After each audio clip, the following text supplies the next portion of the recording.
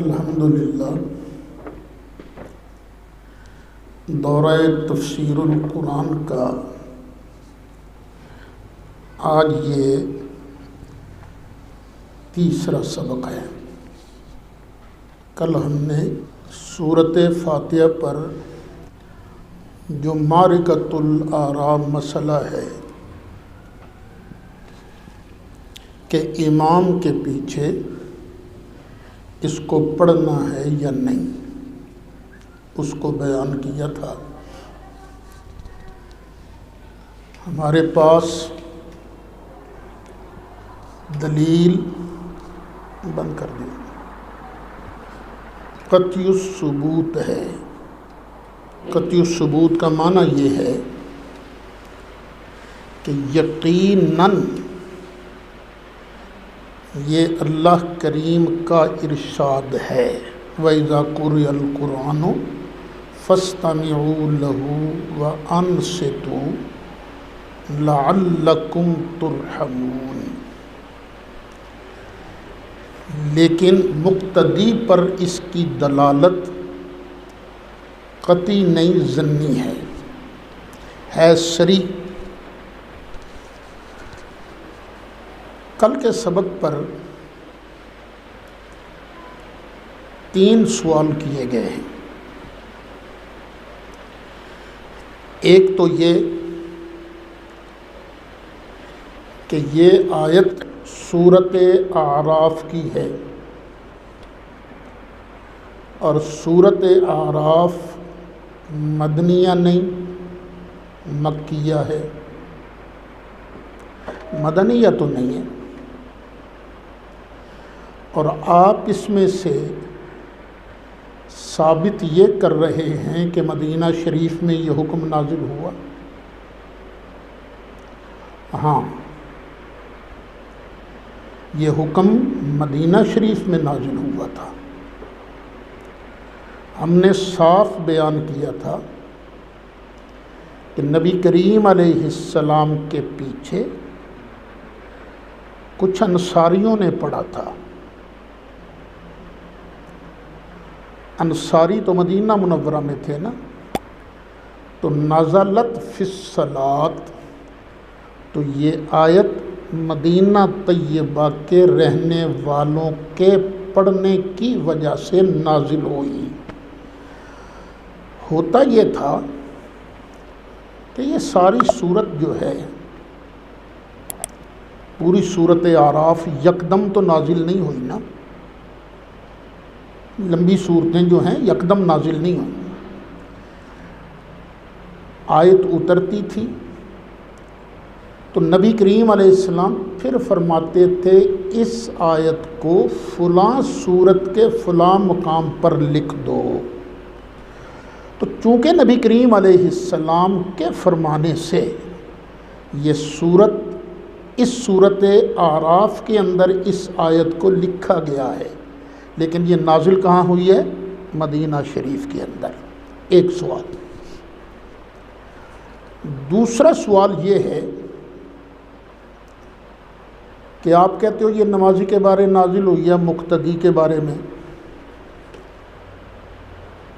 تو جب فجر کی نماز ہو رہی ہوتی ہے تو آپ یہ بھی تو کہتے ہو نا کہ بندہ آئے، اس نے سنتیں نہیں پڑھی، اس کو یقین ہے کہ میں اگر الگ ہو کر سنتیں پڑھ لوں گا تو اتنی دیر تک امام سلام نہیں پھیرے گا، مجھے فرضوں کے اندر شرکت کا موقع مل جائے گا۔ وہ الگ سنتیں پڑھ سکتا ہے، تو اس کو بھی تو امام کے قرآن پڑھنے کی آواز آ رہی ہے، تو کیا اس وقت وہ نماز نہیں پڑھے گا؟ اگر وہ اس وقت نماز پڑھ سکتا ہے تو امام کے پیچھے سورۃ فاتحہ کیوں نہیں پڑھ سکتا؟ تیسرا سوال بھی اسی کے ساتھ ملا لیتے ہیں۔ امام جماعت کرا رہا ہے، پڑھ رہا ہے، قرآن شریف پڑھ رہا ہے، پیچھے بندہ آیا، اس نے کہا اللہ اکبر، یہ کہہ کر جماعت میں شامل ہو گیا۔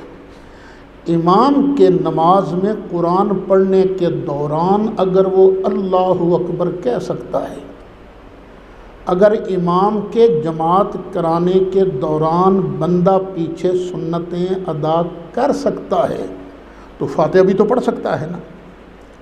لیکن سوال کرنے والوں نے ہماری بات کو سمجھا ہی نہیں۔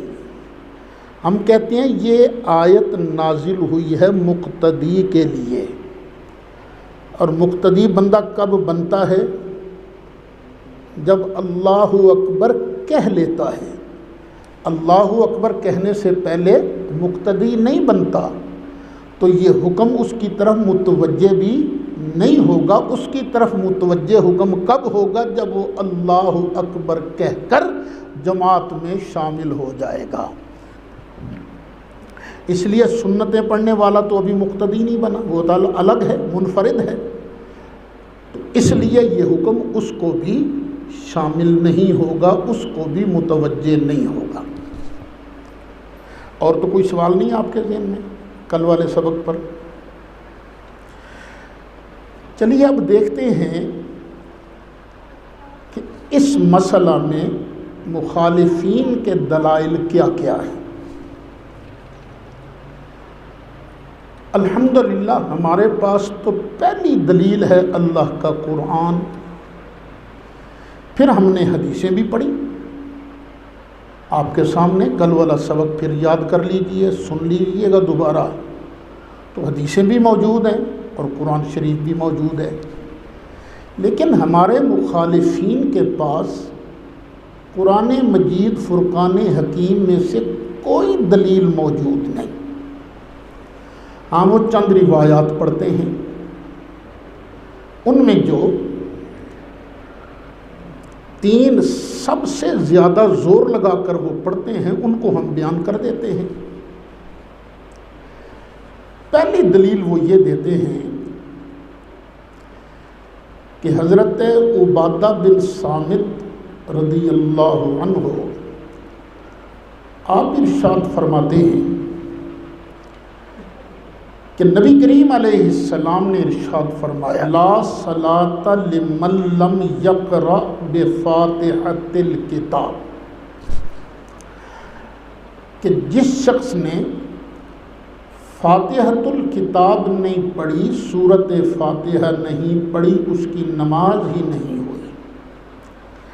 دیکھ لیجئے، اس میں نبی کریم علیہ السلام صاف فرما رہے ہیں سورۃ فاتحہ کے بغیر نماز نہیں ہوتی، اور یہ حدیث ہے بھی بخاری شریف کے اندر اور مسلم شریف کے اندر۔ پھر ہمارے مخالفین اس پر بخاری اور مسلم کے فضائل بیان کرنا شروع کر دیتے ہیں، جس پر دونوں متفق ہو جائیں وہ تو ایسی حدیث ہوتی ہے اعلیٰ درجے کی، بیان کرتے رہتے ہیں، ہم بھی سنتے رہتے ہیں۔ بالفرض اگر یہ حدیث اپنے مقصود پر صریح دلالت بھی کرتی ہوتی تو پھر بھی ہم اس حدیث پر عمل کرنے سے معذور تھے۔ کیوں؟ اس لیے کہ ایک طرف ہے اللہ کا قرآن اور صحابہ کرام کی تفسیر، اور امام نسائی نے اس کی تفسیر میں نبی کریم علیہ السلام کا ارشاد بھی درج کیا ہے اسی کی تفسیر میں۔ ایک طرف وہ قرآن اور ایک طرف وہ حدیث، اگر دونوں میں ٹکراؤ آ جائے تو ہم ترجیح کس کو دیتے ہیں؟ قرآن شریف کو۔ تو جب مسئلہ قرآن سے ثابت ہے بالفرض، اگر ان کی یہ روایت صریح بھی ہوتی ہم پھر بھی معذور تھے، لیکن یہ روایت صریح نہیں ہے، اپنے مقصود پر یہ روایت صریح نہیں۔ کیوں؟ اس لیے کہ اس میں مقتدی کا ذکر کہاں ہے؟ مقتدی کا ذکر تو نہیں ہے اس میں۔ پھر دوسرا، یہ حدیث ہے مسلم شریف کے اندر بھی، میرے ہاتھ میں یہ مسلم شریف ہے، لا صلاۃ لمن لم یقرأ بفاتحۃ الکتاب۔ اس حدیث کی سند میں سفیان بن عیینہ یہ زہری سے روایت کرتے ہیں یہ الفاظ، لا صلاۃ لمن لم یقرأ بفاتحۃ الکتاب، صفحہ ہے 169۔ اور زہری سے اسی حدیث کو معمر بھی روایت کرتے ہیں۔ کون کون روایت کرتا ہے؟ زہری سے سفیان بن عیینہ بھی روایت کرتے ہیں، اور زہری سے معمر بھی روایت کرتے ہیں۔ اب یہ الفاظ اس حدیث کے ہیں جو زہری سے سفیان بن عیینہ روایت کرتے ہیں، اور جو زہری سے معمر روایت کرتے ہیں اس کے الفاظ کچھ اور ہیں۔ یہ امام مسلم فرماتے ہیں اسحاق بن ابراہیم نے، عبد بن حمید نے روایت کیا ہے، قالا دونوں نے کہا، اخبرنا عبد الرزاق، ہمیں عبد الرزاق نے حدیث سنائی، اخبرنا معمر عن الزہری، وہ کہتے ہیں کہ یہ حدیث ہمیں معمر نے امام زہری سے سنائی ہے۔ اب جو معمر کی روایت ہے اس میں کیا ہے؟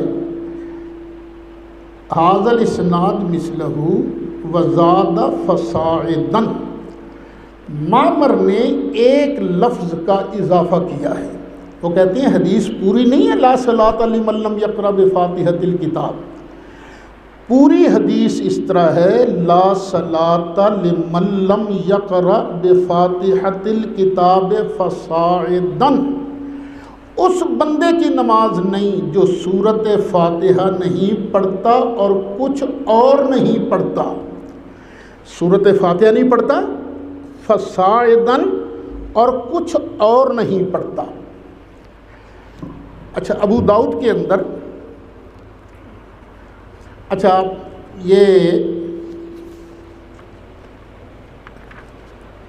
ابو داؤد کے اندر یہی حدیث حضرت ابو سعید خدری رضی اللہ عنہ سے بھی مروی ہے۔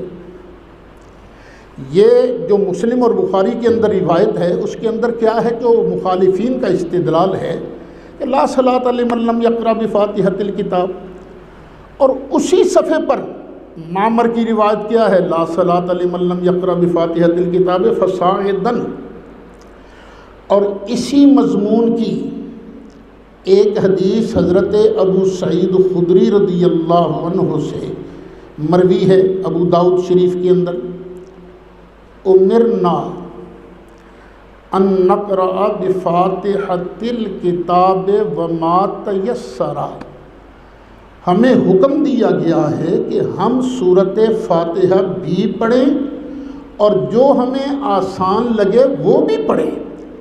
ادھر لفظ ہیں فصاعدا، حضرت عبادہ بن صامت کی روایت اور معمر والی روایت، اور ابو سعید خدری والی روایت میں کیا الفاظ ہیں؟ وما تیسر۔ اسی طرح مستدرک کے اندر امام حاکم کی، اس کے اندر حضرت سیدنا ابو ہریرہ رضی اللہ عنہ نے بھی اس حدیث کو روایت کیا ہے، اور اس کی الفاظ کیا ہیں؟ لا صلاۃ الا بقراءۃ فاتحۃ الکتاب فما زادہ، اس بندے کی نماز نہیں جو سورۃ فاتحہ نہیں پڑھتا اور کچھ اور نہیں پڑھتا۔ اب یہ کچھ اور کون پڑھتا ہے؟ ہمارے مخالفین کا جو مقتدی ہے وہ بھی صرف سورۃ فاتحہ پڑھتا ہے، کچھ اور نہیں پڑھتا پیچھے۔ اور یہ کچھ اور کون پڑھتا ہے؟ یا امام پڑھتا ہے یا اکیلا منفرد۔ اصل جھگڑا ہے مقتدی نے کیا پڑھنا ہے۔ تو میرے بھائی یہ ہمارے مخالفین کی دلیل صریح نہیں ہے، اگر صریح ہوتی تو پھر بھی ہم معذور تھے، کیونکہ اس کے مقابلہ میں قرآن شریف کی آیت موجود ہے۔ یہ ان کی تھی ایک دلیل۔ اب دوسری دلیل کی طرف ہم غور کرتے ہیں۔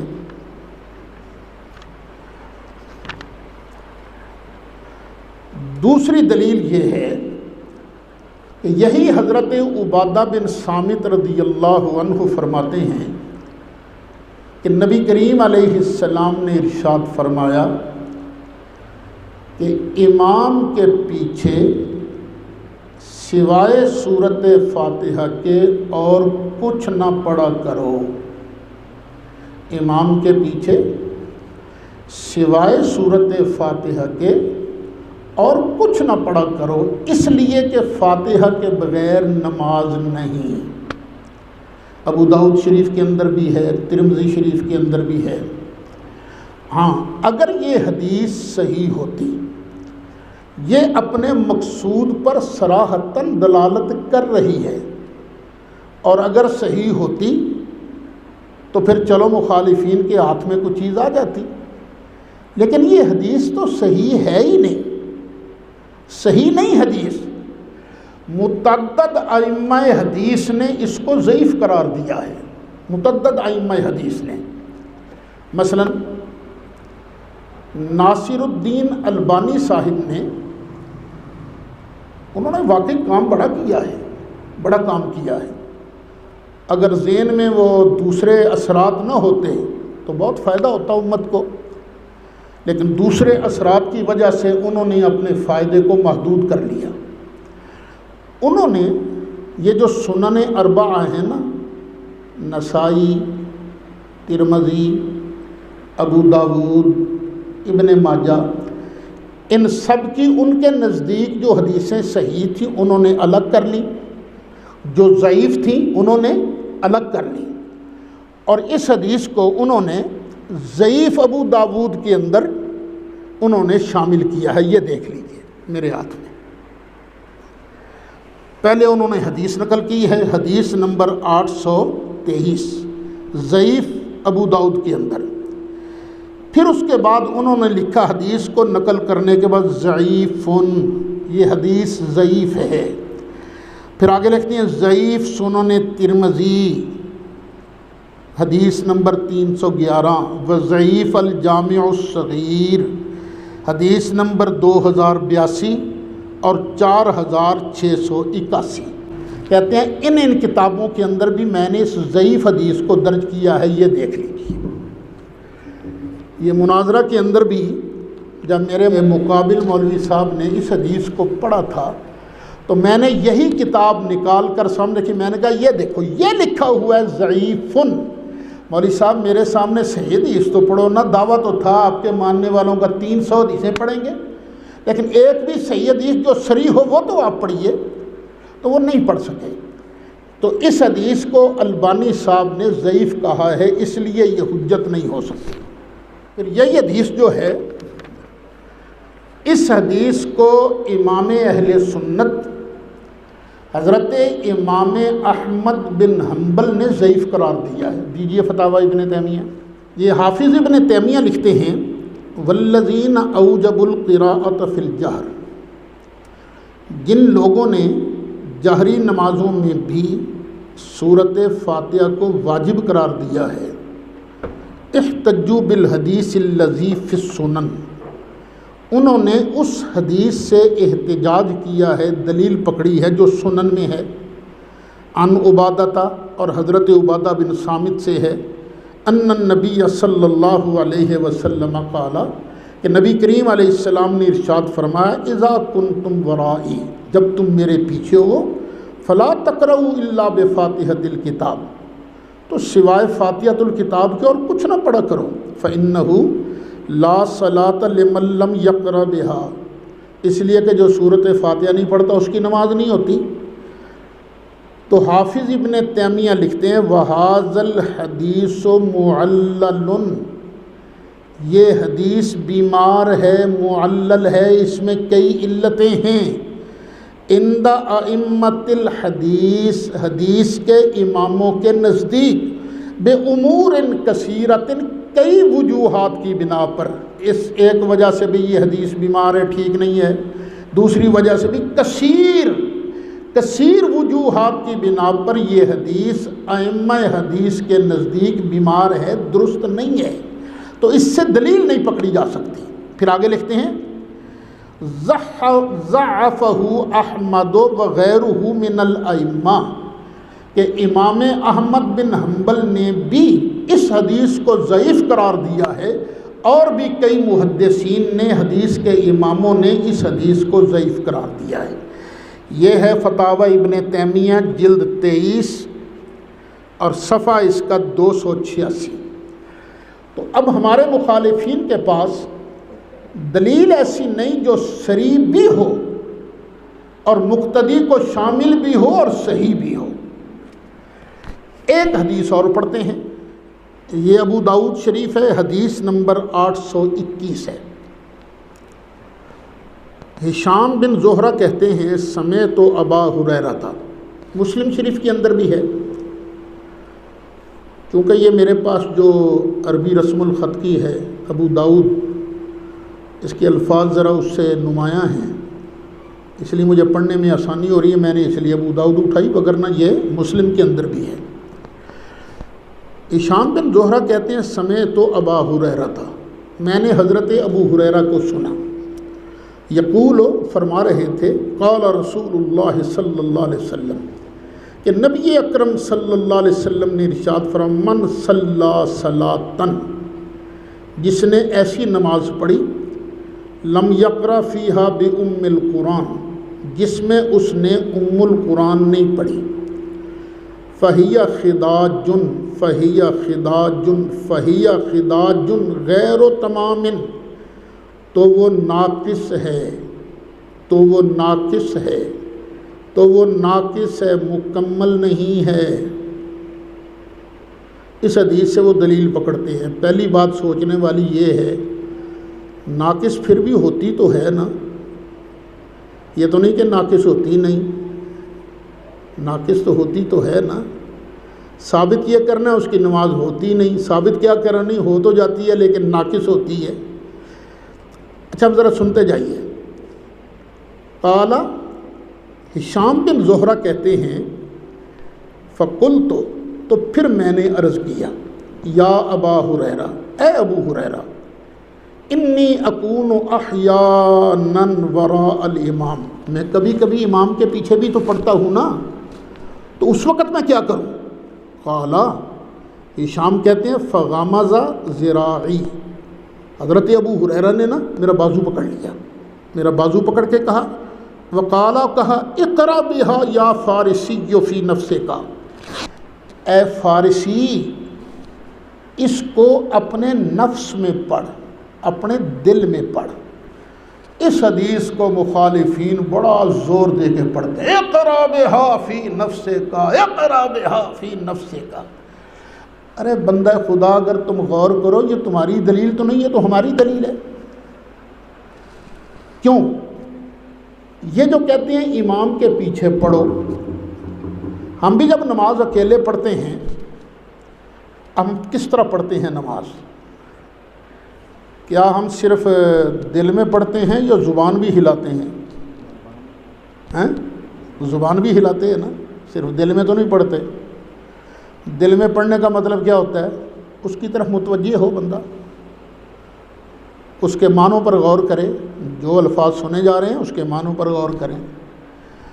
اچھا یہاں ایک غلطی میرے سامنے انہوں نے پتہ کیا کی مناظرے میں، یہ فرمان ہے حضرت ابو ہریرہ کا، اقرأ بہا فی نفسک یا فارسی، اور میرے سامنے میرے مد مقابل نے اس کو فرمان رسول بنا کر پیش کیا کہ نبی کریم علیہ السلام نے فرمایا، اے ابو ہریرہ تو اس کو اپنے نفس میں پڑھ، اقرأ بہا فی نفسک، اقرأ بہا فی نفسک۔ میں نے کہا اتنا تو آپ نہ روند مارے، کیوں؟ یہ خطاب ہے فارسی کو، ابو ہریرہ فارسی تو نہیں ہے، وہ تو دوسی ہیں، تو یہ نبی پاک کا فرمان نہیں، یہ حضرت ابو ہریرہ کا فرمان ہے۔ اتنا فرمایا، اقرأ بہا فی نفسک، اپنے نفس میں پڑھ، اپنے دل میں پڑھ۔ کیا مطلب؟ اس کے معنوں پر غور کر، جو جو امام پڑھتا جائے الحمدللہ رب العالمین، تو اس کے معنوں پر غور کر، اللہ کی کبریائی تیرے دل کے اندر سمائی ہوئی ہو۔ زبان سے پڑھنے کا آرڈر نہیں ہے۔ ویسے فی نفسک کا معنی کیا ہے؟ فی نفس کا معنی حدیث قدسی میں ہے، وہ نبی کریم علیہ الصلاۃ والسلام نے ارشاد فرمایا ہے نا، یہ بخاری شریف ہے، نبی کریم علیہ السلام نے فرمایا کہ اللہ فرماتا ہے انا عند ظن عبدی بی، کہ میرا بندہ میرے بارے جو گمان کرتا ہے نا، میں اسی گمان کے مطابق اس سے سلوک کرتا ہوں۔ وَأَنَا مَعَهُ إِذَا ذَكَرَنِي، جب وہ میرا ذکر کرتا ہے تو میری رحمت اس کے ساتھ ہی ہوتی ہے۔ فَإِنْ ذَكَرَنِي فِي نَفْسِهِ، اگر وہ فی نفس ہی ذکر کرے میرا، کیا مطلب ہے؟ اگر وہ اکیلا میرا ذکر کرے، ذکرتہ فی نفسی، تو میں بھی اس کا ذکر کرتا ہوں تنہا، اکیلا، میں اکیلا اس کا ذکر کرتا ہوں۔ وَإِنْ ذَكَرَنِي فِي مَلَئٍ، اگر وہ بندہ ذکر کرتا ہے میرا جماعت کے اندر، ذَكَرْتُهُ فِي مَلَئٍ خَيْرٍ مِّنْهُمْ، تو میں اس کا ذکر کرتا ہوں ایسی جماعت میں جو بندے کی جماعت سے بہتر ہے۔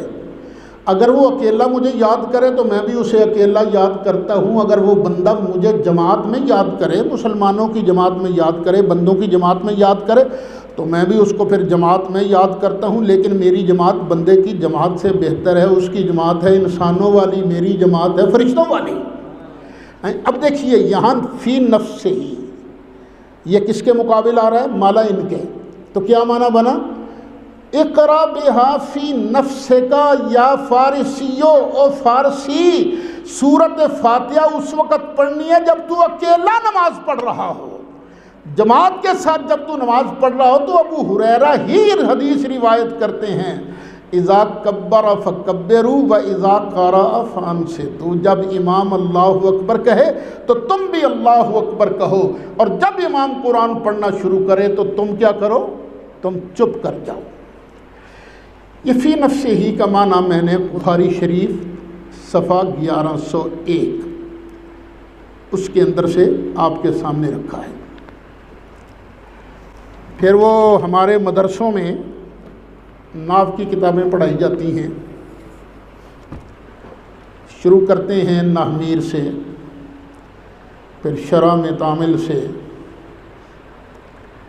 پھر ہدایت النحو، پھر کافیہ، پھر شرح جامی۔ مرکزی کتاب اس میں کافیہ ہے، کیونکہ ہدایت النحو بھی جو لکھی گئی ہے نا، وہ کہتے ہیں علی ترتیب الکافیہ، میں نے اس کتاب کو کافیہ کی ترتیب پر لکھا ہے، اور شرح جامی بھی اسی کافیہ کی شرح ہے۔ اس کافیہ کے اندر فی نفس کا معنی لکھا ہے، وہ لکھتے ہیں الاسم ما دل علی معنی فی نفسہ، اسم وہ کلمہ ہے جو اپنے معنی پر اکیلا دلالت کرے، اکیلا دلالت کرے۔ دیکھیے یہ عربی زبان میں ہم عربی دانوں کے پابند ہیں، اپنی مرضی نہیں کر سکتے۔ فی نفس ہی کا معنی کیا ہے؟ اکیلا، اکیلا۔ اقرا بہا فی نفس کا یا فارسی، اوے فارسی یاد رکھنا سورت فاتحہ اس وقت پڑھنی ہے جب تو اکیلا ہو، امام کے پیچھے نہیں پڑھنی۔ فی نفس ہی کا ایک معنی وہ آیت مبالہ ہے نا، فَقُلْ تَعَالَوْا نَدْعُ أَبْنَاءَنَا وَأَبْنَاءَكُمْ، اے عیسائیو چلو تم بھی میدان میں اپنے بیٹے لے کے آؤ، میں بھی اپنے بیٹے لے کے آتا ہوں، وَنِسَاءَنَا وَنِسَاءَكُمْ، ہم بھی اپنی بیٹیاں لائیں گے، تم بھی اپنی بیٹیاں لاؤ، وَأَنفُسَنَا وَأَنفُسَكُمْ، اور تم نے بھی خود آنا ہے، ہم بھی خود آئیں گے، نمائندہ نہیں بھیجنا۔ تو یہ فی نفس ہی کا معنی کیا ہے؟ اکیلا، اکیلا۔ اقرا بہا فی نفس کا یا فارسیو، اے فارسی جب تو اکیلا ہو تو اس وقت تو سورت فاتحہ پڑھ، وگرنہ جب امام کے ساتھ ہو تو اذا کبر فکبروا و اذا قرأ فانصتوا۔ حضرت زید جن کو نبی کریم علیہ السلام نے پہلے اپنا منہ بولا بیٹا بنایا ہوا تھا، پھر حکم آ گیا کہ نہیں بھائی ادعوہم لآبائہم هو اقسط عند اللہ. ان کا نکاح ہوا تھا حضرت سیدہ زینب کے ساتھ، تو آپس کے اندر ان کے معاملات ٹھیک نہیں تھے، گھر میں اکثر جھگڑا ہوتا رہتا تھا. تو وہ طلاق کا مسئلہ بن رہا تھا کچھ. تو نبی کریم علیہ السلام کو اللہ کہتا ہے وَإِذْ تَقُولُ لِلَّذِي أَنْعَمَ اللَّهُ عَلَيْهِ وَأَنْعَمْتَ عَلَيْهِ. یاد کرنا محبوب جس وقت تو اس کو کہہ رہا تھا جس پر اللہ نے بھی انعام کیا اور تو نے بھی انعام کیا. امسک علیک زوجک، اپنی بیوی کو نہ اپنے پاس روک رکھ، چھوڑ نہیں. تو کہہ رہا تھا اس کو واتق اللہ، اور تو اللہ سے ڈر. وتخفی فی نفسک، لیکن تو اپنے آپ میں ایک بات کو چھپا رہا تھا. وتخفی فی نفسک، اپنے آپ میں، تنہا تو ایک بات کو چھپا رہا تھا، کسی اور کو تم نے شریک نہیں کیا اس راز میں. اب یہاں بھی فی نفسے کا معنی کیا ہے؟ اپنے آپ میں، اکیلا، تنہا. اقرا بہا فی نفسے کا یا فارسی، اوے فارسی تو جب اکیلا ہو تو پھر سورت فاتحہ پڑھ، وگرنہ امام کے پیچھے پڑھے گا تو تو نے کیا کرنا ہے؟ اذا قرأ فانصتوا، جب امام قرآن پڑھنے لگے تو تم خاموش ہو جاؤ. الحمدللہ مسئلہ فاتحہ خلف الامام پر جو میں نے کہنا تھا عرض کر دیا، اگرچہ ڈیٹیل نہیں ہے. پڑھیے جی سورۃ فاتحہ پڑھ دیجیے. اعوذ باللہ من الشیطان الرجیم، بسم اللہ الرحمن الرحیم. الحمد للہ رب العالمین، الرحمن الرحیم، مالک یوم الدین، ایاک نعبد و ایاک نستعین، اہدنا الصراط المستقیم، صراط الذین انعمت علیہم غیر المغضوب علیہم ولا الضالین. سورۃ فاتحہ کی آج تلاوت ہو گئی تو شروع میں پڑھا ہے اعوذ باللہ من الشیطان الرجیم. یہ قرآن مجید کے الفاظ نہیں ہیں، لیکن ان الفاظ کو تلاوت سے پہلے ادا کرنا یہ سنت ہے. کیوں؟ اللہ ارشاد فرماتا ہے فَإِذَا قَرَأْتَ الْقُرْآنَ فَاسْتَعِذْ بِاللَّهِ مِنَ الشَّيْطَانِ الرَّجِيمِ.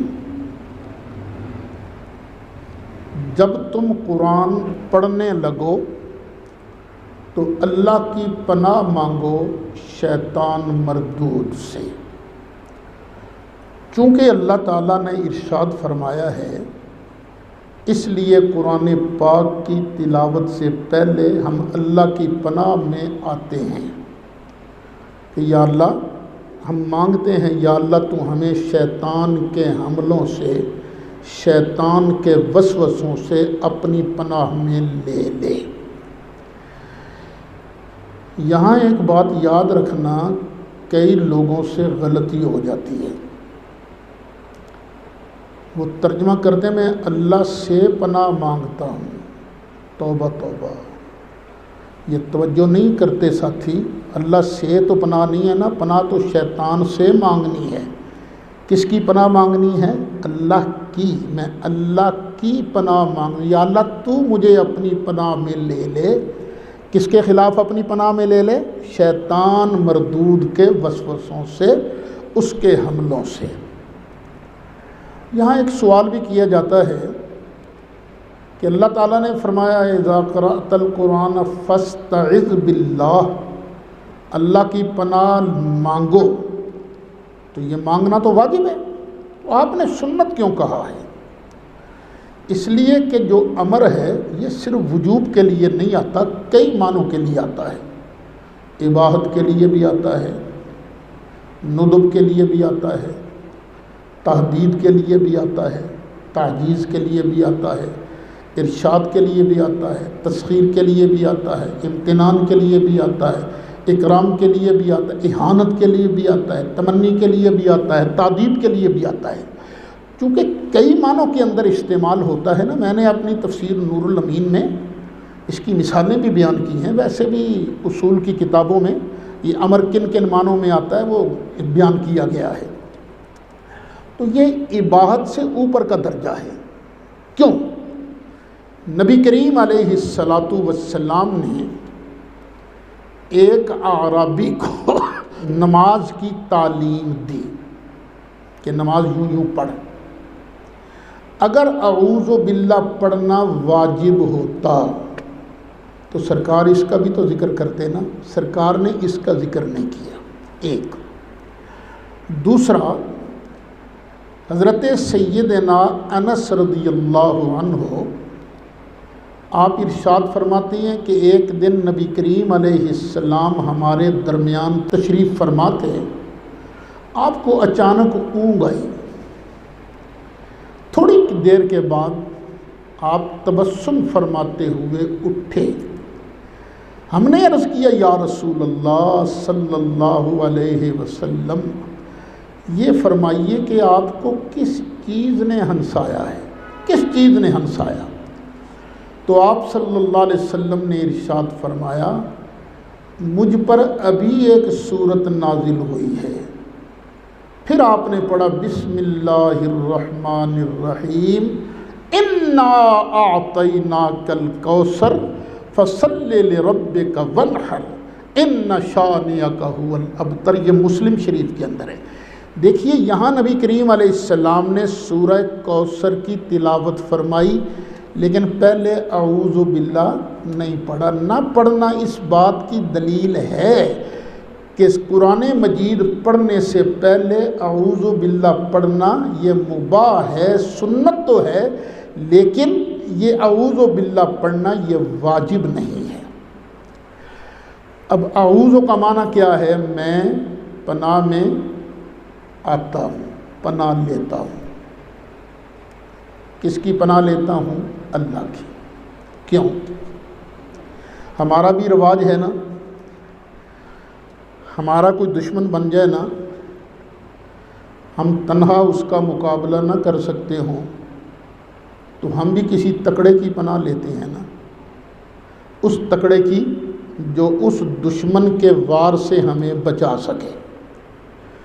کوئی کسی تھانے دار انسپکٹر کی پناہ میں آ جاتا ہے، کوئی آئی جی کی پناہ میں آ جاتا ہے۔ جتنا بڑا دشمن اس سے بڑی ہم پناہ گاہ ڈھونڈتے ہیں۔ اب یہاں دشمن کون ہے؟ شیطان۔ ان الشیطان للانسان عدو مبین، بڑا دشمن ہے شیطان۔ تو شیطان کے حملوں سے ہم بچاؤ کس طرح کرتے ہیں؟ جو سب سے بڑا ہے ہم اس کی پناہ میں آتے ہیں کہ رب العالمین تو ہمیں اپنی پناہ میں لے لے، پناہ عطا کر دے۔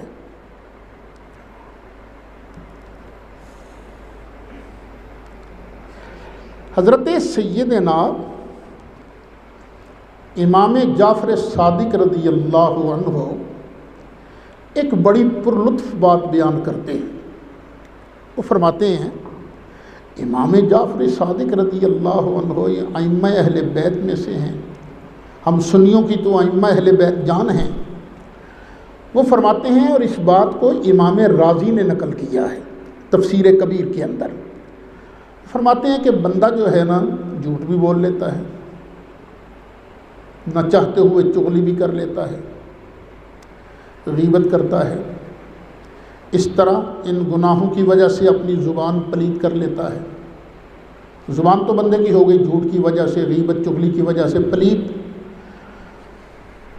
اب اس کو حکم دیا گیا ہے اعوذ باللہ سے نہ پہلے اپنی زبان پاک کر، پھر پاک پروردگار کے پاک کلام کی پھر تلاوت کر۔ تو یہ اعوذ باللہ ہم اپنے آپ کو پاک کرنے کے لیے پڑھتے ہیں۔ یہ جو لفظ اللہ ہے یہ نام ہے ہمارے پروردگار کا۔ اس کا عربی کتابوں کے اندر، عقائد کی کتابوں میں اللہ کی جو تعریف کی گئی ہے ہوا علم، کہ نام ہے للذات الواجب الوجود، اس ذات کا جس کا ہونا ضروری ہے۔ ہم واجب الوجود نہیں ہیں، ہم ممکن الوجود ہیں، ہمارا ہونا کوئی ضروری نہیں، کیونکہ اگر ہونا ضروری ہوتا تو ہم پہلے بھی ہوتے۔ جب مر جائیں گے تو مرتے ہی نا، ہمارا ہونا تو ضروری ہے، ہمارا ہونا ضروری نہیں۔ کائنات میں کوئی بھی اللہ کے علاوہ واجب الوجود نہیں، نہ کسی نبی کا ہونا ضروری ہے، نہ کسی رسول کا ہونا ضروری ہے، نہ کسی فرشتے کا ہونا ضروری ہے، سب کا ہونا ممکن ہے، کیونکہ سارے پہلے نہیں تھے۔ سارے نبی کریم علیہ السلام سید الخلق ہیں، ہمارے آقا و مولا ہیں، ساری کائنات کے سردار ہیں، لیکن نبی کریم علیہ السلام بھی اسی وقت پیدا ہوئے جب اللہ نے پیدا فرمایا۔ ساری کائنات سے پہلے اللہ نے نبی کریم علیہ السلام کے نور کو پیدا فرمایا تھا، لیکن جب نہیں پیدا فرمایا تھا تب تو نہیں تھے نا، سرکار کا نور تو نہیں تھا نا۔ سرکار بھی واجب الوجود نہیں ہے، تو کائنات میں صرف ایک ذات واجب الوجود ہے، وہ کون ہے؟ اللہ۔ اس ذات کا نام ہے اللہ، جس کا ہونا ضروری ہے۔ المستجمع لجمیع صفات الکمالیہ، وہ جو تمام صفات کمالیہ کا جامع ہے، جس کے اندر ہر کمال والی صفت موجود ہے، یہ اللہ اس ذات کا نام ہے۔ جب ہونا ہی اسی کا ضروری ہے، وہ کسی کا محتاج بھی نہیں، وہ خود بخود ہے، اس کو کسی نے بنایا بھی نہیں، تو پھر عبادت کے لائق بھی تو وہی ہے نا، کوئی اور ذات عبادت کے لائق نہیں، عبادت کے لائق صرف اور صرف اللہ وحدہ لا شریک ہے۔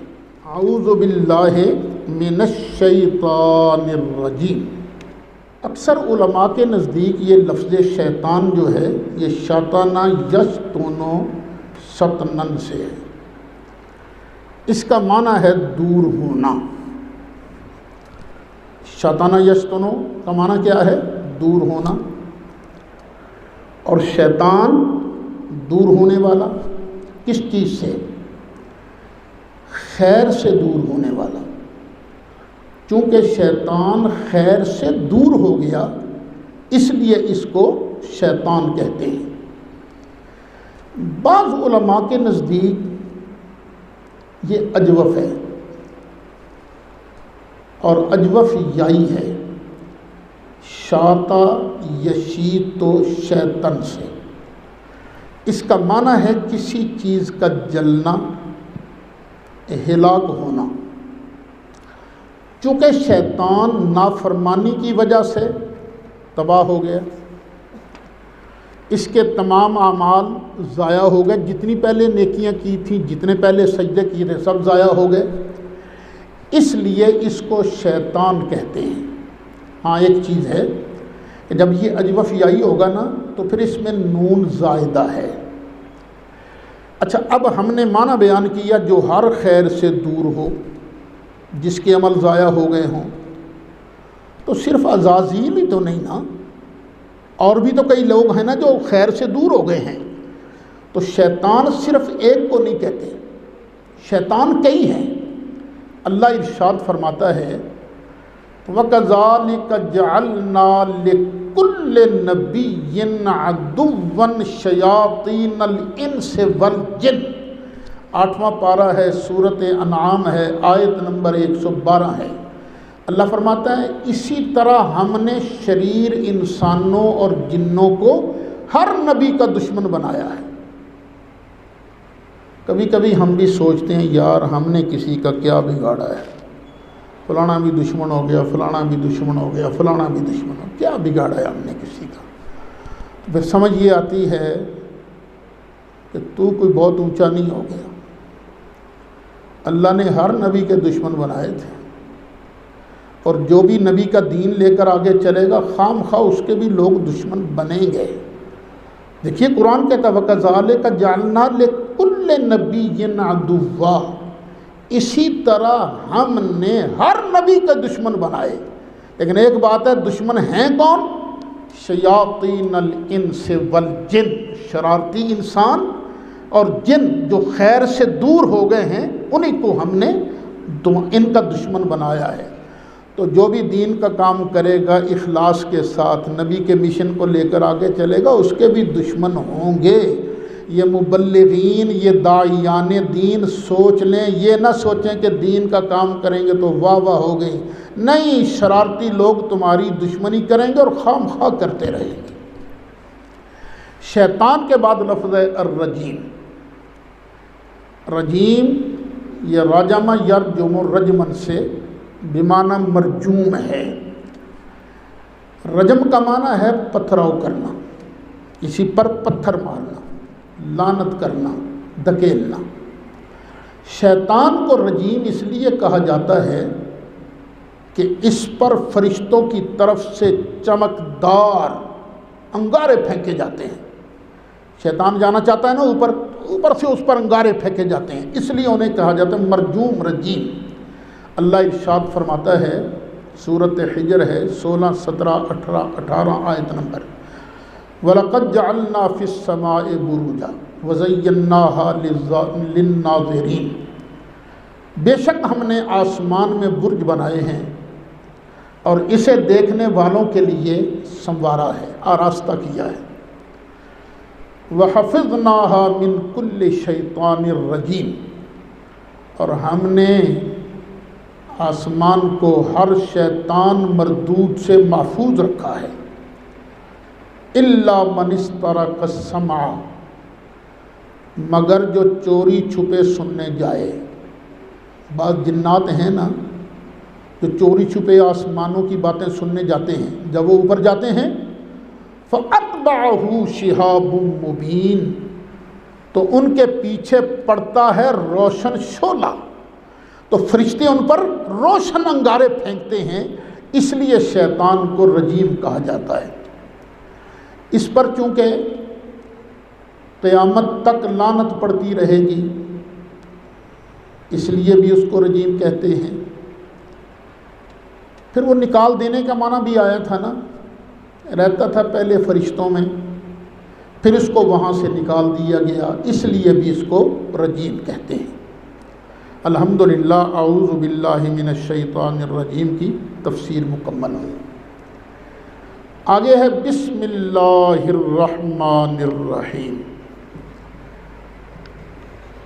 اللہ کے نام سے شروع کرتا ہوں جو بڑا مہربان، نہایت رحم والا. اللہ کے نام سے شروع کرتا ہوں. اللہ کے نام سے کیوں شروع کرتے ہیں؟ اللہ تو اللہ ہے، اللہ کا نام بھی بڑی برکت والا ہے. اللہ کا نام لے لیں تو بگڑے کام سنور جاتے ہیں، اس لیے اللہ کے نام سے شروع کرتا ہوں.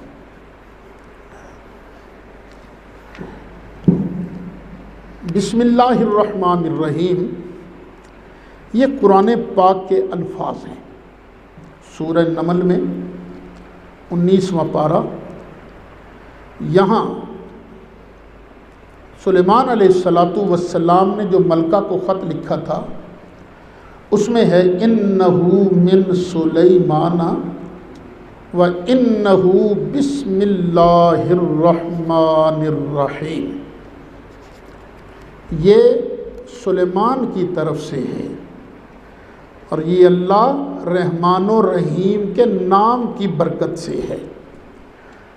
تو یہ بسم اللہ الرحمن الرحیم قرآن پاک کے الفاظ ہیں. یہ جو سورتوں کے شروع میں بسم اللہ لکھی جاتی ہے نا،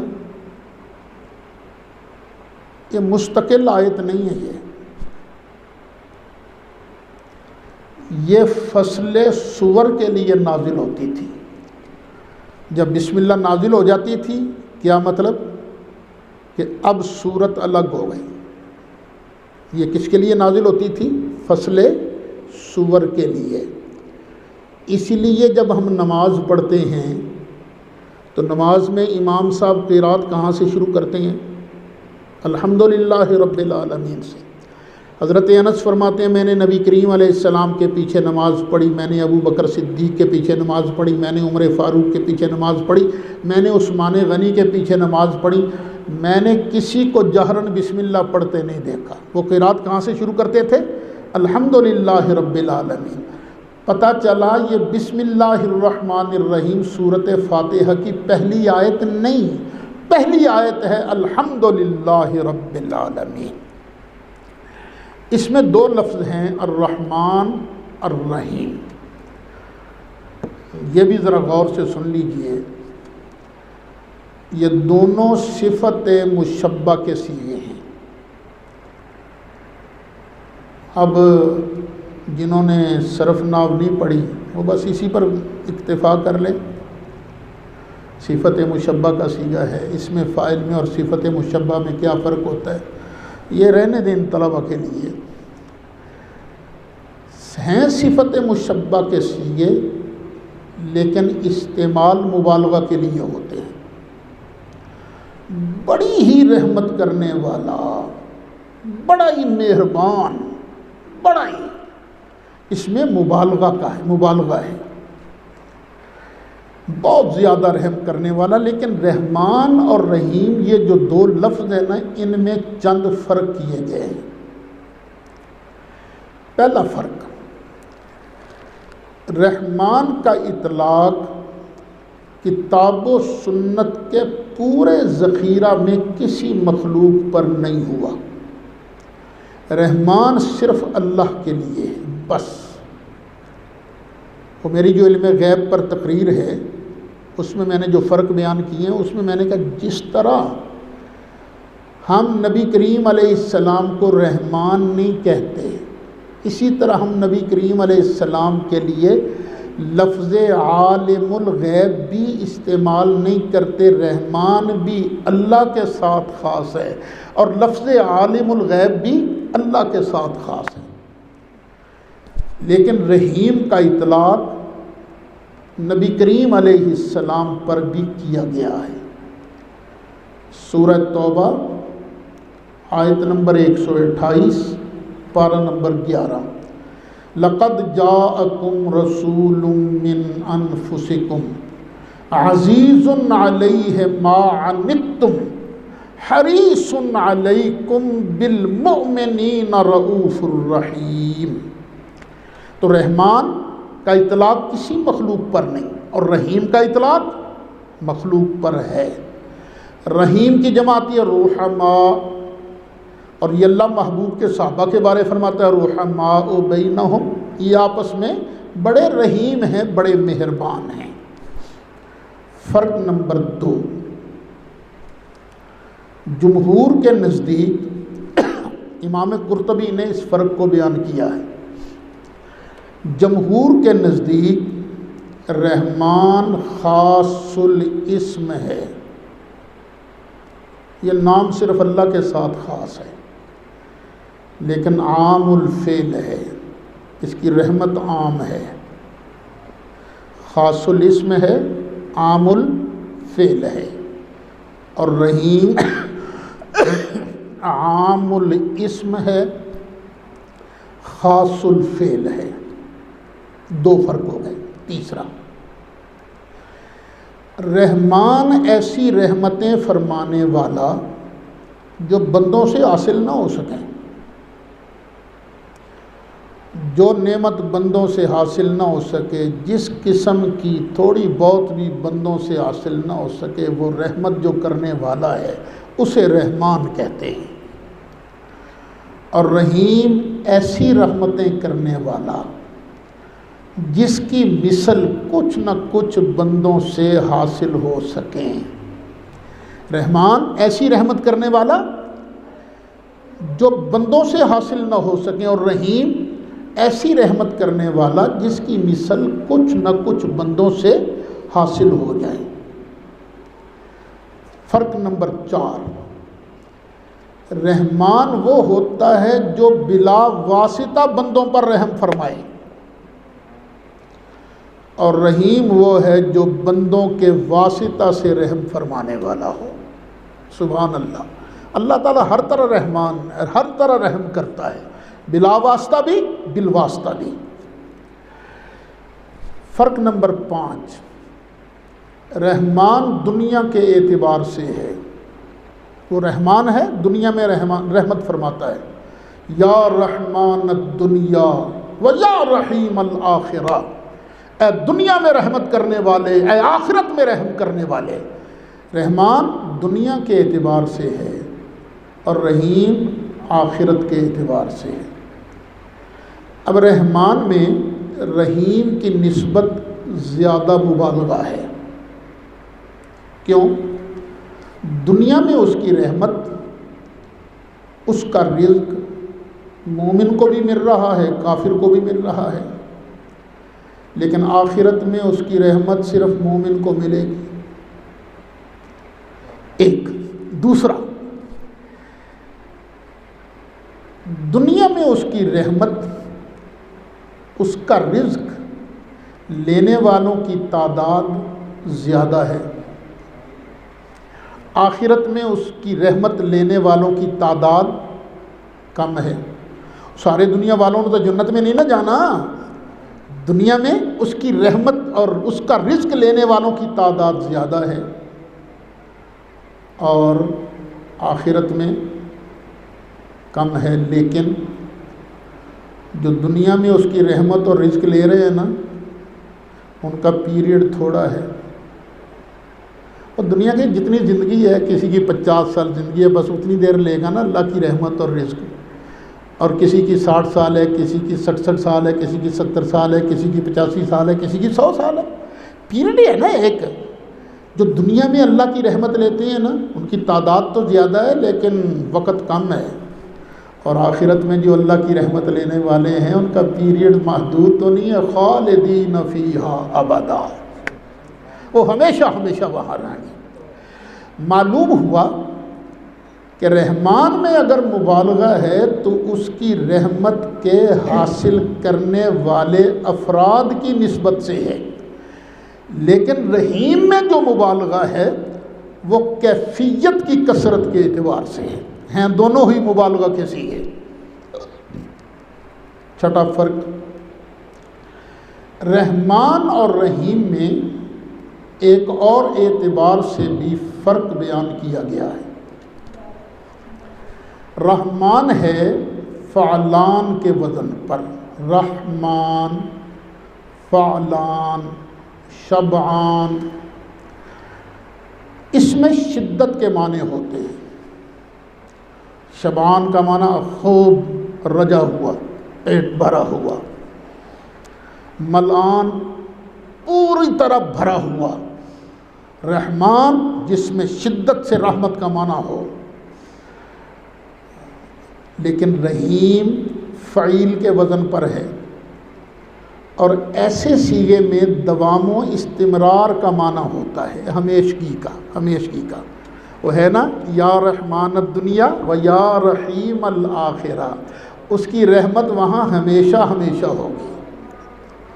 یعنی رحمان جس کی رحمت میں شدت و جوش ہوتا ہے، رحمان کے بعد رحیم کہہ کر یہ بتایا گیا کہ اللہ وحدہ لا شریک کی رحمتیں صرف وقتی نہیں بلکہ ان میں دوام بھی ہے، استمرار بھی ہے۔ اچھا، اب یہ نقطہ ہے خاص، اللہ کیوں یہ اپنی شانیں بیان کر رہا ہے؟ وہ میرے جیسا کوئی بھی نہیں، تو میری رحمتیں تمہیں ملنی ہے نا، تم لینا چاہتے ہو تو طریقہ ایک ہے، عبادت صرف میری کرنا، بندگی صرف میری کرنا، بس کسی اور کی عبادت نہیں کرنی، کسی اور کی بندگی نہیں کرنی۔ ہر نبی یہی پیغام لایا ہے کہ لوگوں پوجنا ہے، عبادت کرنی ہے تو صرف اور صرف اللہ کی کرنی ہے۔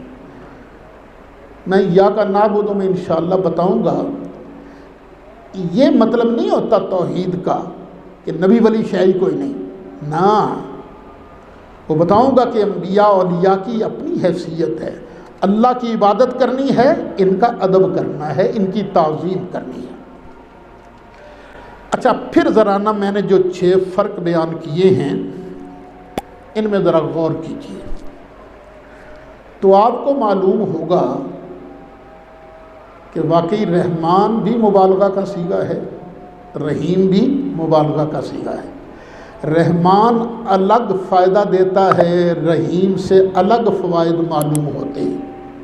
ذرا ٹائم دیکھ لیجئے کتنا ہو گیا،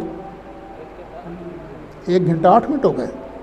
چلیں باقی کا کل بیان کر دیں گے انشاءاللہ۔ مولا صلی وسلم دائماً ابدا علی حبیبک خیر الخلق کلہم یا رب بالمصطفى بلغ مقاصدنا